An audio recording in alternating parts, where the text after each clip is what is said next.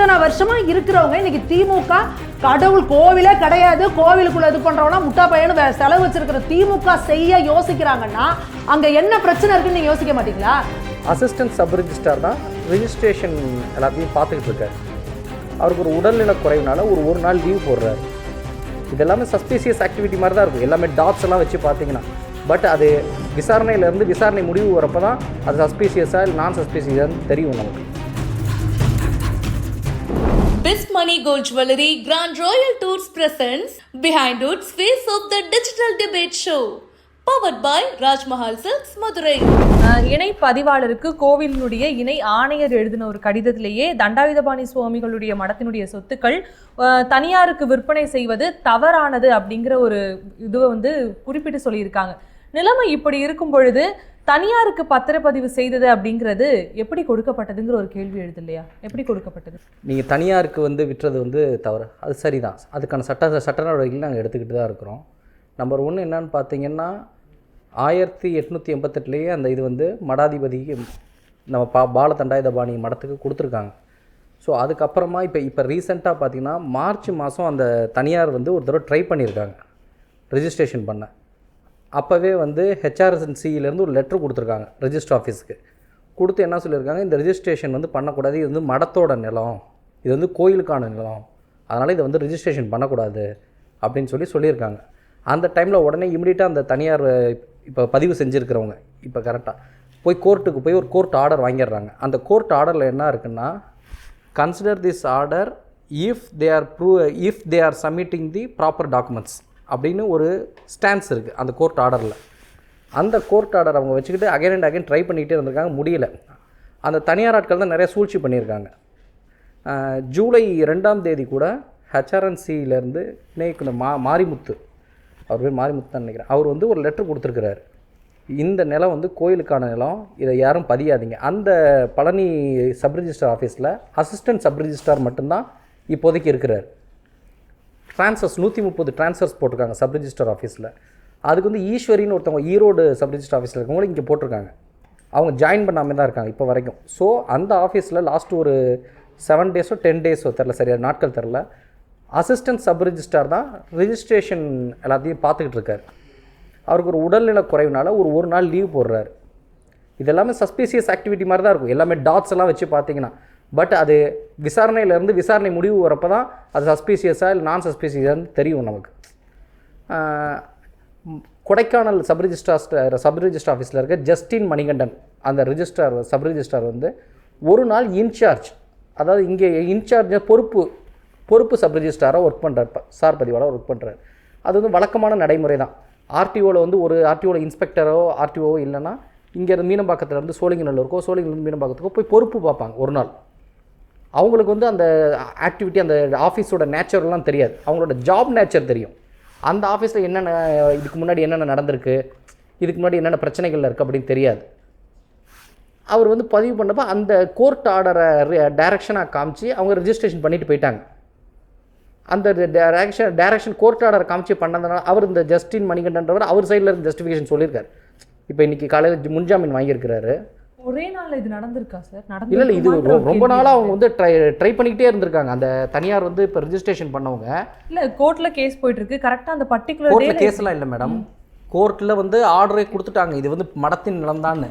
ஆனால் அந்த தனியார் அது என்ன பேசி அவங்க ஆர்டர் வாங்கினாங்க, அந்த ரீடைரக்ஷன் ஆர்டரில் consider this order if they are submit the value documents அப்படின்னு சொல்லி அந்த இது ஜீரோ வேல்யூ லேண்டு. ஆக்சுவலாக கோயில் நிலமாக இருக்கிறத பதியக்கூடாதுன்னு சொல்லி ஏற்கனவே சொல்லியிருக்கு.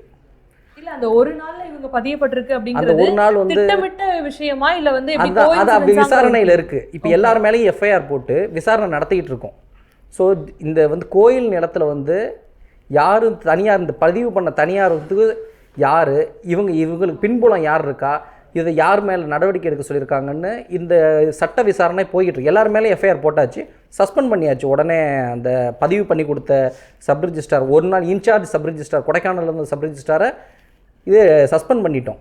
ஸோ சட்ட நடவடிக்கையெல்லாம் துரிதமாக தான் செயல்பட்டுக்கிட்டு இருக்கு. இதில் இன்னொன்று என்னன்னு சொல்கிறாங்கன்னா, அவரோட எங்கள் மாண்புமிகு அமைச்சர் அறநிலையத்துறை அமைச்சர் அண்ணன் ரமேஷ் அவர்களோட உறவினர்கள் மேலே இவர் வேறு சமுதாயத்தை சேர்ந்தவங்க, ரிஜிஸ்ட்ரேஷன் பண்ணவங்க வேறு சமுதாயத்தை சேர்ந்தவங்க. அது வந்து ஒரு போலியான அவதூறு குற்றச்சாட்டு. அண்ணன் சொன்னார், நம்ம அண்ணன் சொன்ன மாதிரி பார்த்திங்கன்னா கோயில் நிலங்களில் வந்து இனாமு கொடுத்தது வந்து பட்டா போட்டு கொடுத்துட்டாங்க இமீடியட்டாக. எதுக்காக அதை பண்ணீங்க? ஆக்சுவலாக அது பார்த்தீங்கன்னா கரூரில் 3071 சர்வே நம்பர்ஸ் வந்து கோயில் நிலங்களுக்கு ரிஜிஸ்டர் ஆஃபீஸில் 0 வேல்யூன்னு போட்டு பிளாக்கில் தான் இருக்குது இப்போ வரைக்கும்.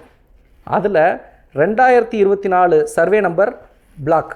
அந்த 3071 2024 சர்வே நம்பர்ஸ் வந்து ரிஜிஸ்ட்ரேஷன் ஆஃபீஸில் கோயில் நிலம், இது கோயில் நிலம் தான், இதை யாருக்கும் கொடுக்க முடியாதுன்னு சொல்லி ரிஜிஸ்டர் ஆஃபீஸில் பிளாக்டில் இருக்குது, யாருக்கும் கொடுக்க முடியாது. இப்போ கொடுத்துருக்க, அதாவது நமக்கு தாவேக்காலேருந்து நாங்கள் கொடுத்துருக்கிற 1167 சர்வே நம்பர்ஸ் பட்டாக்கள் வந்து அது வந்து கோயில் நிலம், இனா நிலம் அப்படின்றாங்க. அது கிடையாது. அந்த 1167மே இனாம் ஒழிப்பு சட்டம் 1967 அமல்படுத்தப்பட்ட போது 63 இம்ப்ளிமெண்ட் பண்ணும்போது தாசில்தார் அப்போ இருந்து ஒரு தாசில்தாரை வச்சு எல்லாருக்குமே இந்த இனாம், அதாவது இனாம்னா கோயில்களில் வேலை பார்த்தவர்கள், அவங்களுக்கு வந்து இனாமாக பட்டா கொடுத்துருக்காங்க அந்த காலத்தில். அதை வந்து தாசில்தாரை வச்சு இந்த 1167 சர்வே நம்பர்ஸ்க்கும் பட்டா கொடுத்துருக்காங்க அந்த பீரியட்லேயே. அது எத்தனை ஏக்கர்? அது ஏக்கர் தெரியலைங்களா, அது கொஞ்சம் பார்த்து சொல்கிறேன் உங்களுக்கு. அதை கொடுத்துருக்குறாங்க.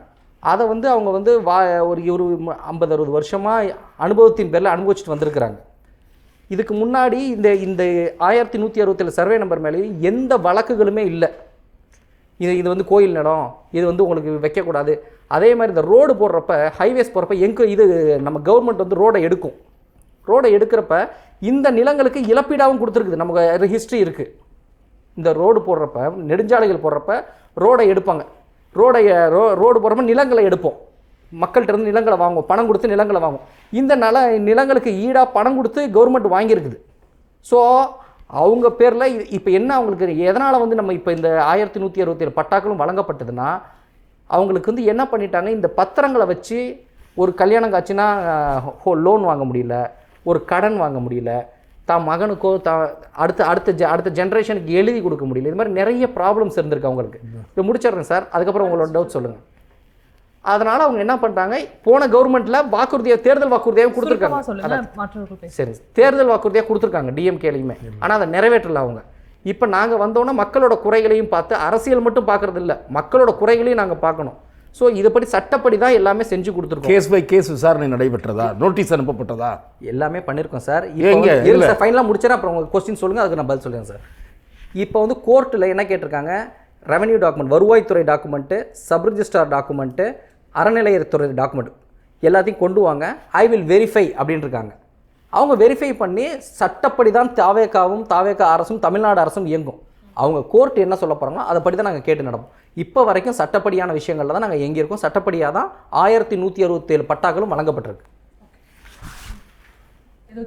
இல்லை, அதாவதுமா இந்த மாதிரி வழங்கப்படுகிற அந்த இனாம் நிலங்கள விஷயங்களில் பொறுத்த மட்டும் நான் அதுக்கு தான் முக்கியமான ஒரு கருத்து சொன்னேன். இனாம் ஃபேர் ரெஜிஸ்ட்ரார் IFRன்னு இருக்குது.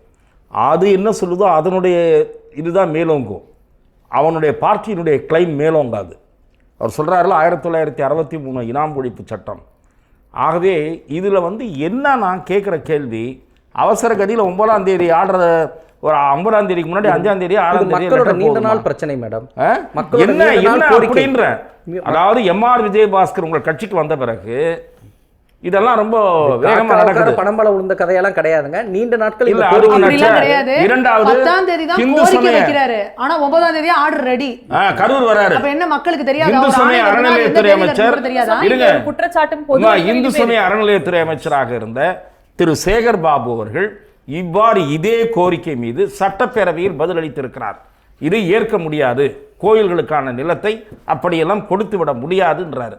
நீங்க வந்து அப்படி கொடுக்குறீங்க. இனாம் ஒழிப்பு சட்டம் ஒளிஞ்சிருச்சு. 1967 முடிச்சுட்டாங்க இந்த கதையை. முடிச்சுட்டு அதுக்கப்புறமேட்டு தான் பட்டா போட்டு கொடுத்துருக்காங்க. அதுக்கப்புறமேட்டு தான் அந்த பட்டா 1167 கொடுக்க ஆரம்பிச்ச கோயில் நிலங்களை ஆக்கிரமிச்சவங்களுக்குலாம் கொடுத்துட்டு இருப்பீங்க.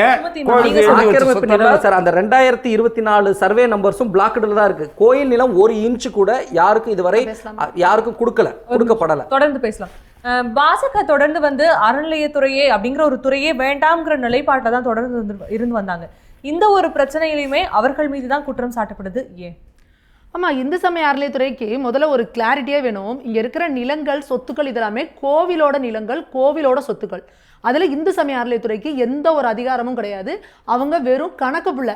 அங்கே எவ்வளோ வருமானம் வருது, என்ன பண்ணுறதுங்கிறத கணக்கு வழக்கு பார்க்குறது மட்டும்தான் அவங்களோட வேலை. இப்போ இவங்க சொன்னாங்க எல்லா லேண்டுக்கெலாம் கொடுக்க கிடையாது, ஒரு 1167 ஏதோ ஒரு நம்பர் சொன்னார். ஆனால் தெளிவுபட அந்த 9ஆம் தேதி போட்ட ஆணையை பாருங்கள். 3084.9 ஏக்கர் நிலத்தை 3390 பேருக்கு பட்டா கொடுக்குறீங்க. நீங்கள் எப்படி அந்த பட்டா கொடுக்குறீங்க? அப்போ நீங்கள் நீங்கள் அந்த 2085 இது வந்து பட்டா வந்து கோயில்களோடதுங்கிறீங்க. அப்படியே நீங்கள் கோயில் இதை போட்டு கொடுத்தீங்க. அந்த ஆணையில் தெளிவுபட அந்த 4 கோவில்களோட பேர் போட்டு ஒவ்வொரு கோயிலுக்கும் எத்தனை ஏக்கர் நிலம் அதை டோட்டல் பண்ணி அதை எத்தனை பேருக்கு பட்டான்னு கொடுக்குறீங்க. அப்போது தெளிவுபட அந்த பட்டா கோவில் பேரில் இருக்குது. கோவில் பேரில் இருக்கிறதுனால இந்து சமய அறநிலையத்துறை ஆணையர் கையெழுத்து போடுறாரு.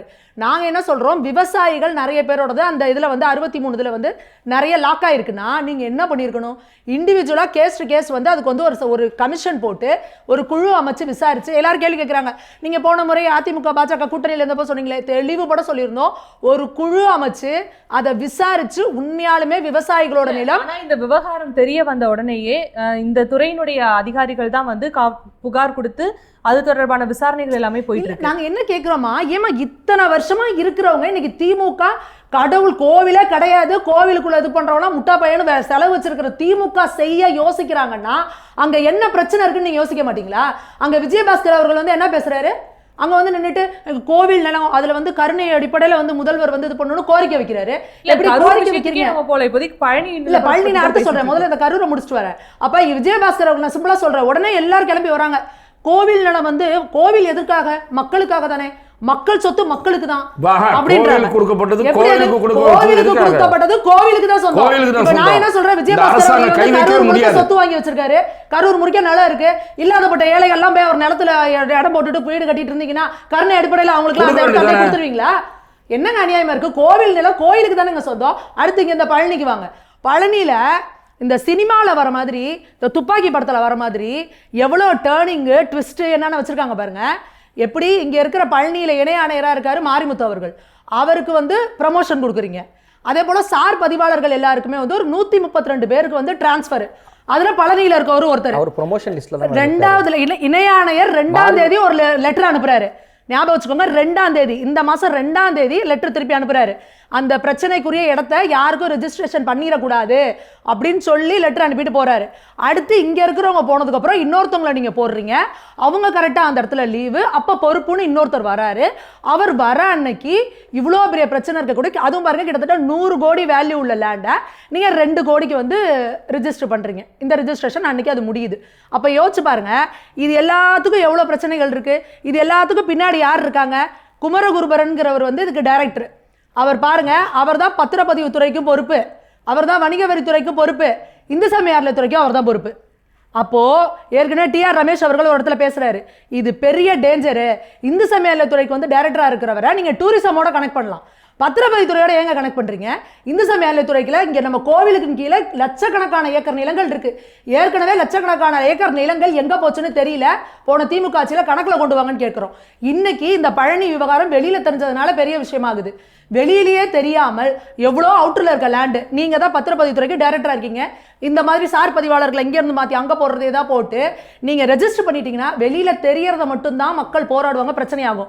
தெரியாமல் நீங்கள் கோவில் நிலங்களை கையகப்படுத்தினா யாருக்கு தெரியும்? ஏற்கனவே பத்திரப்பதிவுத்துறை தான் இருக்கிறதுலே ஹையஸ்ட், நமக்கு வந்து எவ்வளோ ஸ்கேமு எங்கே திரும்பினாலும் ஊழல் தெரியும். இல்லை, கடந்த ஆண்டுகளில் அறநிலையத்துறைக்கு சம்பந்தப்பட்ட நிலங்களை மீட்ட காட்சிகளும் நம்ம பார்த்தோம். அதுவே நாங்கள் என்ன கேட்டோம்னா, நீங்கள் மீட்டோன்னு சொல்கிறீங்க, யார்கிட்டேருந்து மீட்டிங்க? அல்ல அவங்கள்ட்ட மீட்டா அவங்க கிட்ட ஃபைன் வாங்குனீங்களா, இல்லை அவங்க மேலே ஏதாவது நடவடிக்கை எடுத்தீங்களா? இப்போ என் சொத்தை இத்தனை வருஷம் ஒருத்தவங்க அபகரிச்சு வச்சிருக்காங்கன்னா அந்த சொத்தை இத்தனை வருஷம் வச்சிருந்ததுக்காக எனக்கு ரெண்ட் கொடுக்கணும்ல, அதை செஞ்சீங்களா? இல்லை ரெண்ட் கொடுக்க முடியாதுன்னா அவன் மேலே நடவடிக்கை எடுக்கணும்ல. அதை நாங்கள் போன முறை கேட்டப்போ சேகர் பாபு அவர்கள்ட்ட எந்த பதிலுமே இல்லையே. அப்போ இத்தனை வருஷமா அங்கே கோயில் சொத்தை இப்பயுமே இந்த கரூர் இஷ்யூவில் பாருங்க, இத்தனாயிரம் ஏக்கர் 3085 ஏக்கர் நிலத்தை ஒண்ணு யாரும் அவங்கள புடுங்கிட்டு வெளியில போனா சொல்லல, இன்னும் அவங்க எல்லாரும் அங்க உட்கார்ந்து ஆண்டு அனுபவிச்சுட்டு இருக்காங்க. வாடகை எத்தனை பேர் கொடுக்குறாங்கன்னு பாருங்க, கொடுத்துருக்க மாட்டாங்க. கொடுத்தாலும் எவ்வளவு தெரியுமா? வருஷத்துக்கு 200, வருஷத்துக்கு 500, இவ்வளவுதாங்க வாடகை கொடுக்குறாங்க. வாடகை இல்ல மேடம், வாடகையில இல்ல. அதுல அந்த கோவில் நிலத்துல இருக்கிறாங்கன்னா கொடுத்தாகணும், ஆனா கொடுக்காமையும் இருக்காங்க. அப்ப அதுவே அதான் ஆக்கிரமிப்பாளர்கள்னு சொல்றோம். கோவில் நிலத்துல இருக்கிறாங்கன்னா வருஷத்துக்கு ஒரு கணக்கு, அது எவ்வளவு இருக்கு தெரியுமா? 200 ரூபாய், வருஷத்துக்கு 500 ரூபாய் அவ்வளவுதான் இருக்கும். சென்னையிலேயே அப்படி இருக்கு. பல்வேறு முக்கியமான திருக்கோயில்களுக்கு சொந்தமான இடங்கள்ல பணியாளர்களை தவிர அந்த பட்டாச்சாரி இருக்கலாம், அர்ச்சகர் இருக்கலாம், ஸ்டாஃப் இருக்கலாம், ஆனா அவர்களை தவிர சிலர் அங்க இருக்காங்க. என்ன வாடகை எந்த அடிப்படையில் கொடுக்கப்படுகிறது? இதெல்லாம் மறுபரிசீலனையே செய்யறது இல்ல திராவிட முன்னேற்ற கழக ஆட்சியும் அதிமுக ஆட்சியும். வேண்டியவங்களுக்கு கொடுத்துட வேண்டியது. ஆகவேதான் சொல்லுகிறோம், உங்ககிட்ட பிடியிலிருந்து இந்த துறை வெளியில் வரணும். உங்களுடைய கிளட்சஸ்ல இருந்து, ஆகவே கட்சிக்காரங்களுடைய கிளட்சஸ்ல இருந்து இந்த துறை வெளியே வரணும். Behind Woods in Face Off the Digital Debate Show. Title sponsor பழைய தங்கத்திற்கு நல்ல விலை கொடுக்கும் சிறந்த நிறுவனம் Best Money Gold. Grand Royal Tours, உங்க ஒவ்வொரு ட்ரிப்பையும் ஸ்வீட் மெமரிஸ் ஆக்க கிராண்ட் ராயல் டூர்ஸ்க்கு வாங்க. Power by Rajmahal Silks Madurai. தொட்டு தொடரும் ஒரு பட்டு பாரம்பரியம், Rajmahal Silks Madurai. Best Money Gold Jewelry Grand Royal Tours presents Behind Woods Face of the Digital Debate Show. Powered by Raj Mahal Silks, Madurai.